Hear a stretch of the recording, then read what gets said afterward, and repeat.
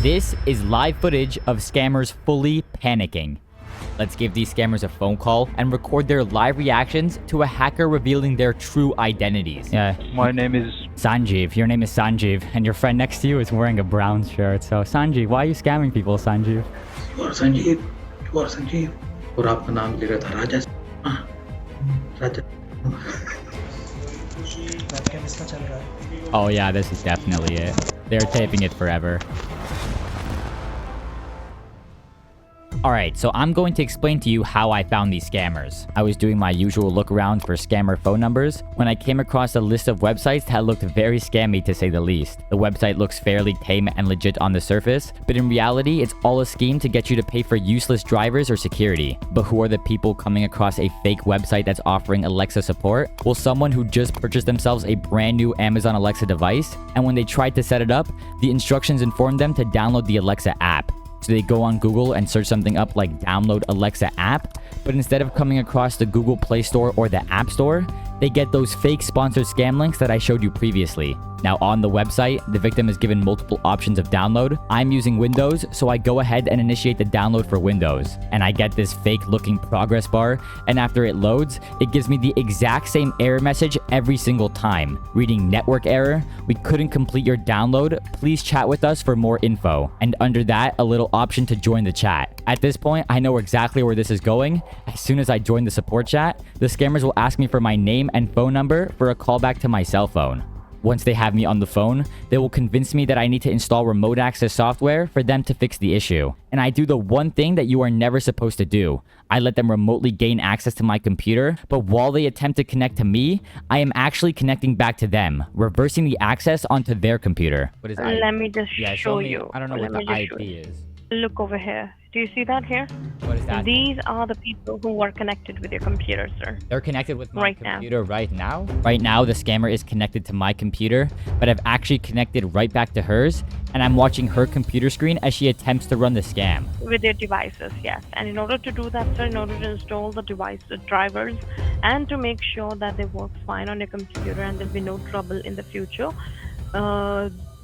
how long you want the driver? So you want it for the 2 years, you want it for the 3, 5, 10. Now, while the so-called issues on the computer are actually completely normal, and everything the scammer has told me up to this point has been a lie, he will now try to pitch me one of their bogus support plans. Oh, okay, and what's it called? Okay, so I see the price here. It says $299 for 2 years. And then I see $390. For the protection of your phone. Yeah. Yes, for that, it is the protection on your devices as well. For example, if in the future somebody gets connected with your computer or your IP address and they try to do anything bad activity on the devices of yours, they won't be able to connect with you, so. Okay, wonderful. So that's all I have to do is pay for the security and all those problems will stop? Yes. But there was not a single problem in the first place with this fake virtual computer that I created 10 minutes ago. And honestly, I wasted enough of this scammer's time, so I decided to confront her about the scam. Yes, sir. Do you want this drivers? Do you want this security or you don't want this, sir? I don't know. Some of those services were supposed to be running. Some of them are supposed to be stopped. Some of them are supposed to be running. And you're telling me there's something wrong with my computer. I'm starting to think that you're a scammer. Are you a scammer? Why would I be a scammer? It sounds like you're a scammer. Why are you disconnecting from my computer, you fake scammer? That's what you think, sir. But that's the truth. You know you're a scammer, right? You're lying. That's not the truth. Alright, so where are you located No. right now? Where are you located right now? So while that was happening, I was silently taking a look into this scammer's network, and that was actually when I found the set of CCTV security cameras, guessed the password, and could see everything that was going on inside of this massive scam call center.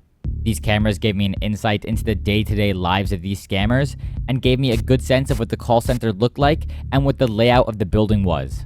The first thing I wanted to do was make a mini-map of the call center. In total, they had 12 camera views, and by doing a simple head count, I could see that there were around 15 to 20 agents usually on the floor at once. I spotted them many times eating and socializing, just like in any normal job.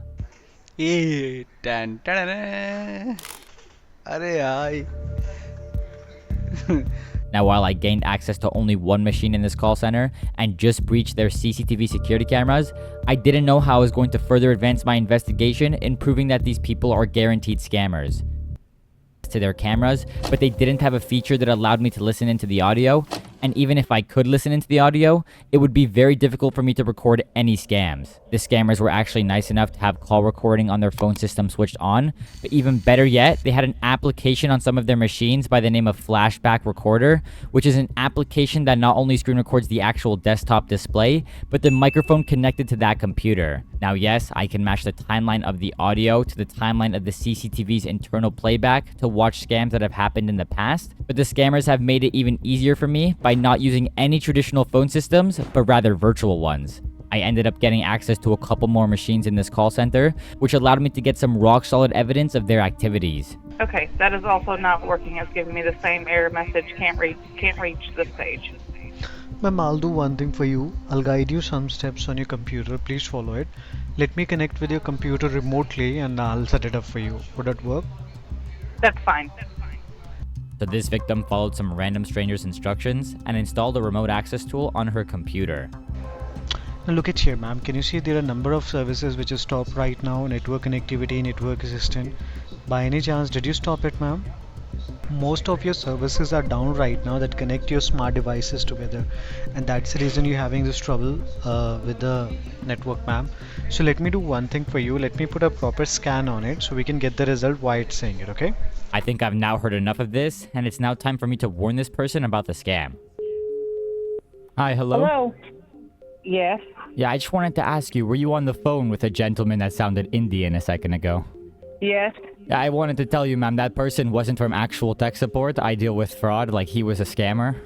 He was trying to ask... Yeah, I figured that when he was trying to download stuff on my computer. Yeah, I wanted to warn you for the future. Like, if someone ever tells you to install something like that on your computer, it's 99% always a scam, okay? Thankfully, I was able to successfully warn that person about the scam, but there were many more people who had previously been scammed before I had a chance to intervene.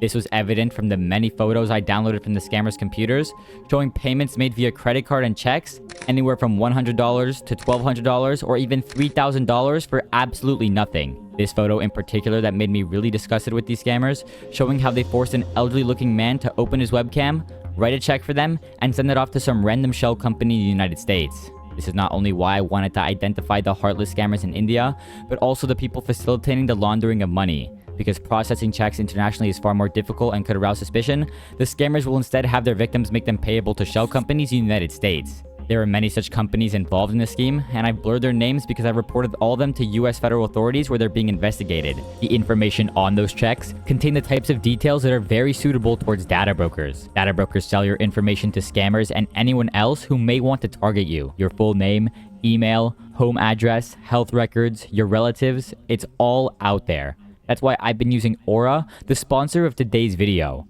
Aura shows me which data brokers are selling my information and automatically submit opt-out requests for me. Cleaning up my information not only helps reduce the amount of spam I get, but it protects me from hackers who could use this information to help them access my social media accounts, bank accounts, or other sensitive information. I don't know if you saw this, but AT&T revealed that over 73 million customer records, both existing and former customers, were released on the dark web. They recommend those affected use strong passwords, monitor account activity, and consider credit freezed or fraud alerts from credit bureaus. Well, Aura does all of this for me, and best of all, I don't have to download several different apps just because a company couldn't keep my data secure. If my info was compromised in the AT&T breach, I wouldn't worry because Aura is always on and always doing the hard work of keeping me safe. I value my privacy and I value yours too, so you can head on over to aura.com/nano on any web browser, and my link will offer you a 14-day free trial, which is risk-free with Aura's 60-day money-back guarantee. Anyways, I can't show you the business names that I reported to law enforcement, but what I can do is try to get the identities of every single person working inside the call center in India. My first approach was taking a look into the scammers' files in their computers, but this would turn out to be unsuccessful as they mostly only stored scam-related documents and not really any personal information that led me to identifying who they were. So at this point, I didn't really know how I was going to get the information of all 30 of these employees, but that's when I noticed someone on one of the camera views in a separate cabin. This individual is Avnit. She would turn out to be one of the HR managers working in this call center. And my proof of this is that the room she operates in literally has a sign that says HR room, and this is where I actually use the CCTV cameras to my advantage. I simply watched the cameras until Avnit would come into the office, waited for her to take the laptop out of her bag, watched her connect to the hijacked internet that I had access to, and then I was able to pivot to her computer directly. On her computer alone, I downloaded over 500 files containing confidential data. I can tell you this because the first few files I clicked on had things like employee resumes, photos of their ID cards, even pictures of the scammers themselves, and finally a spreadsheet that contains all of the agents' and managers' personal names, phone numbers, email addresses, and the exact location of where they live. This is a big leak into the company's employee data, and the reason the HR manager would store the scammer's ID photos on her computer was because these scammers don't use traditional keys to enter the call center, but rather access cards. Here I can see the HR manager using the portal to request a new access card for one of the agents. It says she's using an account owned by someone with the name of Bekucha, and we can see a company name on the left side that reads Sky Sailor Ventures Private Limited. And if I do a quick Google search of that company, the first thing that comes up is a scammer.info post that was created back in November of 2021. The information listed on that post were things like the director's names of the company, Bekucha Rora and Rajat Sharma. And where have I seen those names before? Well, I saw it 10 seconds ago on the HR manager's laptop when she logged into the portal to submit the access card. And at this point, I already found public records of these two scam fraudsters registering Sky Sailor Ventures Private Limited back in 2019. This would turn out to be the real Indian company. So here I could confirm that Rajat and Bekucha were running a scam call center in Punjab, India. And if you still don't believe me, I went and found Rajat's LinkedIn account, which showed me a photo of how he looks like. And what do you know? The HR manager has a photo of someone on her hard drive that looks very similar to the profile picture on LinkedIn. This is Rajat. Now it was time for me to pivot my access to the people who actually manage all of the finances and bookkeeping. Okay, so these agents, when they reach the finale of their scam, they open up their remote LAN chatting tool and pass the victim information over to someone by the name of Chavi. I'm pretty sure this guy manages all of the financial data in this call center. So let's put his name onto Google and see what comes up. Okay, so I see a LinkedIn profile. Let's click on this. Chavi. Yeah, that's definitely our guy. Look at that photo. Okay, yeah, he's the operations manager. We definitely need to access his computer. So after a couple of days of me just waiting and waiting, I finally got access to his computer. I won't tell you how I hacked this computer since I want to use the same methods in the future, but I pretty much got the keys to all of the financial information that you could imagine. I'll talk more about that in a second, but I realized I didn't even need to gather more information on Chavi because when I downloaded those 500 files worth of confidential employee data off of the HR manager's computer, I got all of his info in the process. I have his personal information sheet, his Indian identity card or Aadhaar card, and multiple snapshots including this very clear photo that matches up perfectly with his ID card and his personal LinkedIn page. Finally, it was now time to extract all of the data on his computer, and let me tell you now, this guy had access to everything. I could see the payment databases, the Stripe accounts, and even the scammers creating the invoices on PayPal that they would directly send to their scam victims. Of course, if the scammers were already dumb enough to let me see all of this, surely they would be dumb enough to not set passwords on their confidential spreadsheets, right? Well, let's find out. Okay, let's open this. Ah, dang. Looks like we can't access their master tracking spreadsheet. Oh wait, I suppose if I have access to their internal cameras, I could just watch them type the password to the spreadsheets live on CCTV. If only it was that easy though. Actually, it was that easy because I exported over 250 clear text passwords from the scammers' their computers. This gave me direct access to all of these accounts, and the first thing I did was log into these accounts and silently export all of the transactions that had been initiated on Stripe and PayPal. That's when I noticed these scammers are even dumber than I originally thought. Rajat, one of the directors and key players of this operation, used his real name, phone number, and personal email address to set up this fraudulent PayPal. This guy, who thinks he's tough with his call center and illegal scams, put his real name on this PayPal. Congratulations, you played yourself. This allowed me to trace the scam payments right back to his Indian bank account. Finally, I gained access to their simple invoice page, which revealed how much money they have stolen between the years of 2021 and 2024. Each month, these scammers on average steal around $100,000, and in a time span of just 1 year, they steal over $1.1 million.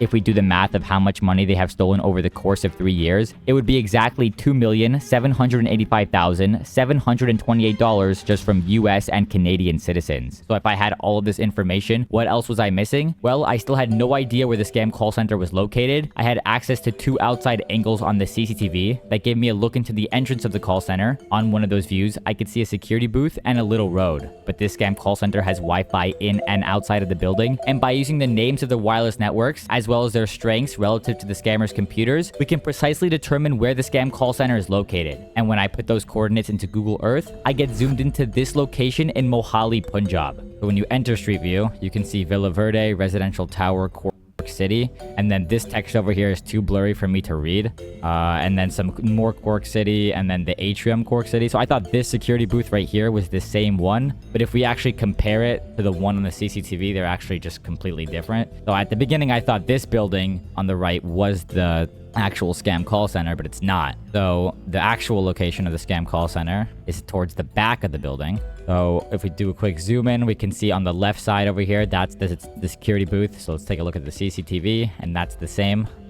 And if we look on the right side, we can see the parking lot. And on the left side, we have that turn. So I believe the scammers are in this building right here. So these scammers are located in the atrium Cork City building of Sector 74, Phase AB, Mohali, Punjab. When I put that address into Google, the first result is the official CorkCity.com website, which is the exact same website I saw the HR manager using previously. I very quickly found this YouTube video giving a tour of the building, and at first, I recognized the entrance from Google Street View imagery, but when they brought the camera to the back of the building, I was 100% able to confirm the location of the call center. In this frame right here, they even got a shot of the entrance, which matches up perfectly with what we can see on the CCTV cameras. So these scammers are located in this very high-end building. As stated in the description in this video, the building has a ton of amenities, like a massive swimming pool, a full fitness center, CCTV security cameras, and a 24/7 on-site security team. I wanted to identify if any other people have dealt with this call center in the past, and while looking at many reviews made by previously scammed victims, I actually remembered that I picked up a password to the scammer's Better Business Bureau account, allowing me to have full control of all of the reviews. No, I want to like respond to everybody like, oh, this is a scam company that we do. Yes, we actually. Very sorry. Want your money back? Go to your bank and ask for a charge back. I'll actually give you the director's name while I'm at it. Yeah. Here's his personal phone number. Here you go. So that's exactly what I did. I replied to all of the people agreeing with their statements and even confirming that they are indeed a scam company. And at this point, I have gathered pretty much all the evidence I needed. I had the names of the bosses and most of the employees. I had their exact location. And finally, I was able to trace the scam payments right back to the managing directors. Instead of just watching them and doing nothing, let's rather engage in some sabotage. The first thing I did was report the scammer's Google AdSense account so that nobody can find their website anymore. Then I decided to report the website itself to GoDaddy so that no victims can access their chat support and phone numbers. Thirdly, I reported the scammers their service agreements to DocuSign. Next, I sent all of the scammers AnyDesk IDs to my friend Matt, who works at AnyDesk, and he managed to ban all of them permanently off of the platform. And Rajat, I reported all of your personal information to the FBI as well. Good luck trying to scam now, buddy. Finally, I logged into the scammer's PayPal account and manually started to refund each one of their victims. Of course, this process would take way too long, so I reported their fraudulent accounts to PayPal themselves, who then responded by banning their PayPal account. No more direct debit payments for them. In late December of 2023, the scammers actually removed the CCTV cameras off of the main network that I had access to, ultimately killing my visual view into this call center. But the scammers forgot about one critical thing. I could watch them through the laptop webcams. Well, kind of. These scammers actually taped up most of the laptop webcams in this call center, so I unfortunately wasn't able to call any of the scammers directly looking at their face, but maybe I can confront them from a different angle. No one really uses this computer right here, and the closest people sitting next to this computer are these guys, so let's give these scammers a scare by revealing their true identities on a phone call. Yeah, you speak to one of my superiors, okay? Hold on. Okay, let me speak to him. Yes, how may I help you? Yeah, so I bet I can actually guess your name. Yeah. My name is Sanjeev. Your name is Sanjeev, and your friend next to you is wearing a brown shirt. So, Sanjeev, why are you scamming people, Sanjeev? What? Yeah, your name is Sanjeev. No. Yeah, your name is Sanjeev. No. Yeah, you know Chavi Goy. You know Chavi and Rajat. You know Rajat? Rajat? No. Yeah, Avnit, the HR manager. So Sanjeev, let's talk for a bit. You know I can see you right now. Wave at the camera. You see the CCTV camera. You see the cameras right above you? No, look up at the CCTV, Sanjeev. Sanjeev, look at the CCTV. Look at the CCTV, Sanjeev. No, man, you are wrong. No, I'm wrong? So you're running scams, right, Sanjeev? You're running scams? No. Yes, you are. No, man, no. Yeah, I can tell you your job. Your job is to manage all of the chats. So like the people send you the chat, no. And then you give it to the... So how are you not the scammer? Explain to me how you're not the scammer, Sanjeev. Explain to me. No, you are wrong. Are you panicking? You are wrong. Yo, the HR manager is right next to you. Hello? Yeah, can you please pass the call back to David? Or not? I am, you are already talking to him. Oh, I'm speaking to David right now? Yes. Oh, okay, so David, you're wearing a brown shirt right now, right? You're wearing a brown shirt? Like, look behind you. You know, No. so you know Skyfair Travels? Look at the CCTV cameras behind you.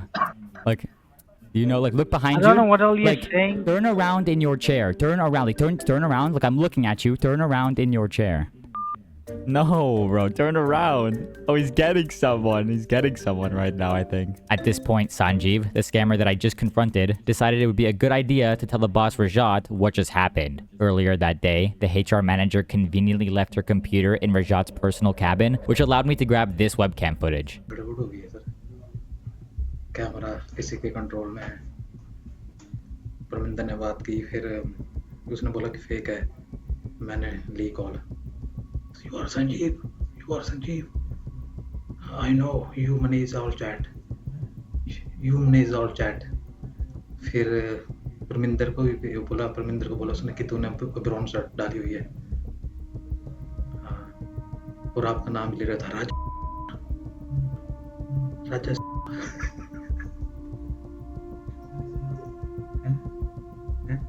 ऐसे बोला राजा के अंदर गया ये अपना बंदा होगा कि कोई है कोई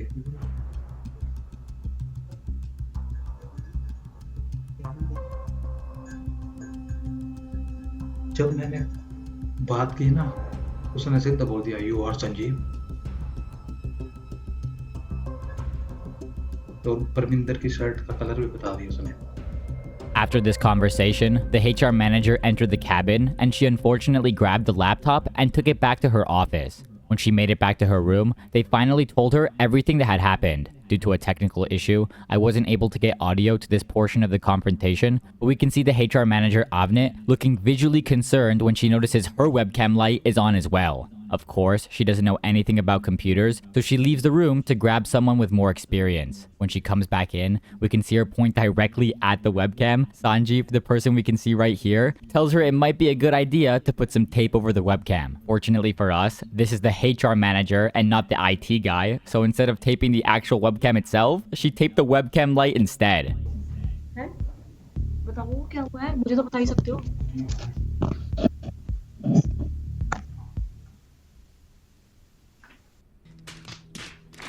As for the main room, everyone was sort of in a panic mode, with a ton of people looking pretty concerned. Here we can see Chavi, the operations manager, holding a piece of tape and then pointing straight at the webcam. I assume you can guess what's coming next.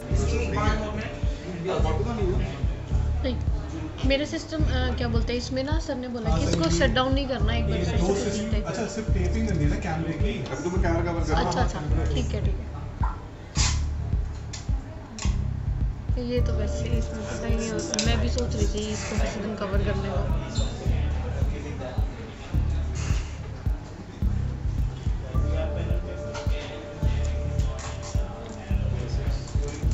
Webcam इसका चल रहा है चल हाँ webcam चल रहा है इसका वो ऐसे चला होगा Oh yeah, this is definitely it. They're taping it forever. Why are you guys smashing the laptop? Or they're smashing the laptop. And the scammers lived miserably ever after. If you guys did enjoy this video, make sure to like and subscribe before clicking off. Thank you for watching and have a nice day.